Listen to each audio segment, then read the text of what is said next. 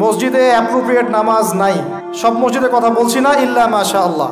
অনেক মসজিদ এখন বাইতুন নাস হয়ে গেছে, মানুষের বাইত, আল্লাহর ঘর নাই, সূরা ঠিক নাই। এরপরে রুকু, এই যে রুকু করলাম, রুকুতে গিয়ে একটা বার সুবহানা রাব্বিয়াল আযীম বলারই সময় পাওয়া যাচ্ছে না। অন্তত 3 বার 5 বার 7 বার তো বলবে, বা 3 বার তো অ্যাটলিস্ট বলবে। এই যে উঠে সামি আল্লাহু লিমান হামিদা, হুলিমান হামিদা কি? হুলিমান হামিদা বলে কি কোনো শব্দ আছে? এটা নতুন শব্দ বানালাম আমি একটা। সামি আল্লাহ, আল্লাহ তার কথা শোনেন। লিমান হামিদা, যে তার কথা, যে আল্লাহর প্রশংসা করে। সামি আল্লাহ, আল্লাহ তার কথা শোনেন। লিমান হামিদাহু, যে তার প্রশংসা করে। একটা অর্থ আছে তো, সামি আল্লাহ হুলিমান হামিদা।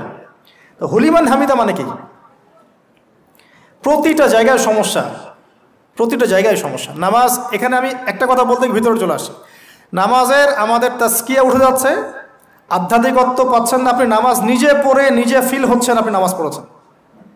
সেজদায় গেলেন, সেজদা মনে হচ্ছে ব্যায়াম, টাপাস টাপাস। মাঝখানে বসারও সময় নাই, মাঝখানে বসে যে একটু দোয়া পড়তে হয়, আল্লাহুম্মা গফিরলি ওয়ারহামনি, কত চমৎকার দোয়া। আল্লাহুম্মা গফিরলি, আল্লাহ আমাকে মাফ করে দাও। ওয়ারহামনি, আল্লাহ আমাকে রহম করো। ওয়াফিনি, আমাকে নিরাপত্তা দান করো। ওয়ারজুকনি, আমাকে রিজিক দান করো। এই তো দোয়া। নামাজের দোয়া বাদ দিয়ে নামাজের পরে লম্বা দোয়া, হ্যাঁ, নামাজের মূল দোয়াই নাই। আর আমাদের বাংলাদেশে কিছু গ্রাম আছে, ওখানে আবার দোয়া নিয়েছে মারামারি আর ক্যাচাল। এক একজন বিড়ি ফ্যাক্টরির মালিক, বিড়ি ফ্যাক্টরি, তামাক ফ্যাক্টরি, ওরা মসজিদে গন্ডগোল করে, দোয়া হাত তুলে করবে না করবে না, মানে বাদ দেন।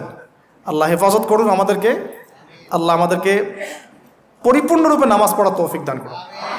নামাজের প্রত্যেকটা বিষয় বুঝে বুঝে পড়লে এত মজা লাগে, এত স্বাদ লাগে, আপনি নামাজে ডুবে যাবেন। আর নবী সাল্লাল্লাহু আলাইহি ওয়াসাল্লাম কীভাবে সারা রাত নামাজ পড়তেন, মানে রাতের একটা লম্বা অংশ কেমন করে নামাজ পড়তে পারতেন? কারণ তিনি তো ফিল করতেন কি পড়তেছেন, তার তো ক্লান্তি লাগতো না। তার পা কখন ফুলে গেছে তার টেরি পাচ্ছেন না তিনি। কেন সাহাবীদের পা থেকে তীর খোলা যেত? কারণ নামাজে দাঁড়িয়ে তারা ডুবে গেছেন আল্লাহর মধ্যে। আল্লাহ এটা তো বললে অনেকে আকীদার প্রশ্ন তুলবে। আসলে আল্লাহ পাকের সাথে আমি বিলীন হয়ে যাচ্ছি এখানে। এই বিলীন মানে কি? শারীরিক বিলীন। আমার মনন আল্লাহর প্রতি নিবদ্ধ হয়ে যাচ্ছে। এই তো নামাজ। এই নামাজ মেরাজুল মুমিন বলে না, আল্লাহর মুমিনদের জন্য মেরাজ। নামাজটাই তো মুমিনদের জন্য মেরাজ। তো মেরাজ মানে কি? সাক্ষাৎ, দেখা সাক্ষাৎ। তা আমাদের নামাজে তো আল্লাহর কোনো ফিলিংসই আসছে না। সেজদা করছে, সেজদায় নবীজি বলেছেন বেশি বেশি দোয়া করো, কারণ সেজদায় যে দোয়াটাই করবা কবুল হয়ে যাবে ইনশাআল্লাহ। তো সেজদায় তাসবিহ পড়ারই টাইম পাচ্ছি না, দোয়া করব কখন? একটা দোয়া করতে গিয়ে দেখলাম ইমাম সাহেব তাশাহুদ শুরু করে দিয়েছে, আর আমি তাশাহুদ ধরতে গিয়ে দেখলাম তাশাহুদ শেষ করতে করতে সালাম শেষ, আমার দরুদ শরীফ বাকি আছে। তো ওই জন্য বিশ্বাস করেন আমি নামাজটা আবার দৌড়ায় পড়ে আসছি, মাগরিবের নামাজ। ছোট ভাইকে নিয়ে বললাম পাশে দাঁড়া, নামাজ হয় নাই। কেন হয় নাই? রুকু সেজদা করতে পারি নাই। নামাজ হবে কিভাবে? এক ওয়াক্ত নামাজ চলে গেল। এই এক ওয়াক্ত নামাজ কি আমার জীবন আবার ফিরে আসবে কিনা? আর আপনারাই বলেন তো, কিয়ামতের মাঠে সবচেয়ে প্রথম কোন আমলের হিসাব হবে? আমার এই বড় বড় কথা, দিন কায়েম, জিহাদ, এই সেই, হাবি জাবি, অনেক বড় বড় কথা, নামাজ ঠিক নাই, কি হবে? ফায়দা আছে কোনো? এই জিনিসটা যদি আমাদের সমাজ থেকে আস্তে আস্তে বিদায় নিতে থাকে তাহলে তো সমস্যা। আল্লাহ পাক আমাদের সবাইকে পরিপূর্ণ নামাজি হওয়ার তৌফিক দান করুন। একটা কথা বলতে গিয়ে অনেক ভিতরে চলে আসলাম। দাউদ আলাইহিস সালামের নামাজ আল্লাহর কাছে অনেক প্রিয় ছিল,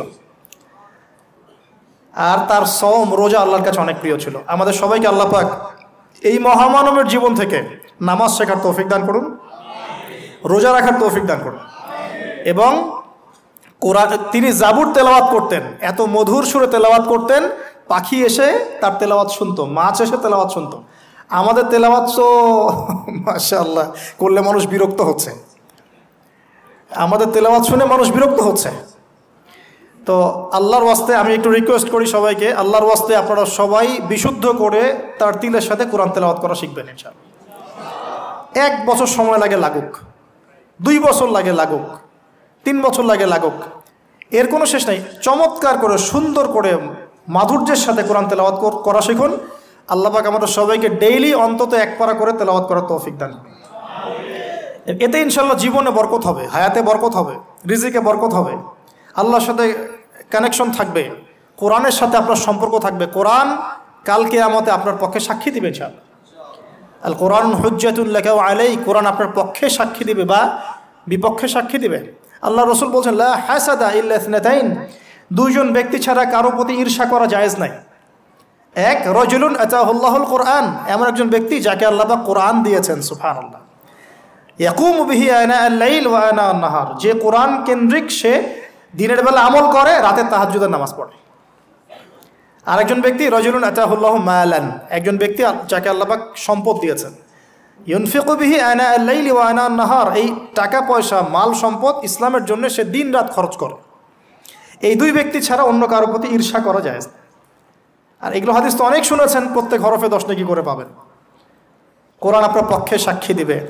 সূরা বাকারা, যে ঘরে তেলাওয়াত করা হয় সূরা বাকারা, শয়তান সেই ঘর থেকে দূর দূর করে পালিয়ে যাবে। সূরা আলী ইমরানের শেষের 10 আয়াত মুখস্থ করবেন, সূরা বাকারার শেষের 3টা আয়াত মুখস্থ করবেন, সূরা হাশরের শেষের 3-4টা আয়াত মুখস্থ করবেন, সূরা কাহাফের প্রথম 10টা আয়াত মুখস্থ করবেন, সূরা কাহাফের শেষের 10টা আয়াত মুখস্থ করবেন। এরকম অনেকগুলো সূরা আছে, সূরা ফালাক, নাস, ইখলাস, সূরা ফালাক, নাস, ইখলাস, কাফিরুন ইত্যাদি। কার করে সুন্দর করে মাধুর্যের সাথে কোরআন তেলাওয়াত করা শিখুন।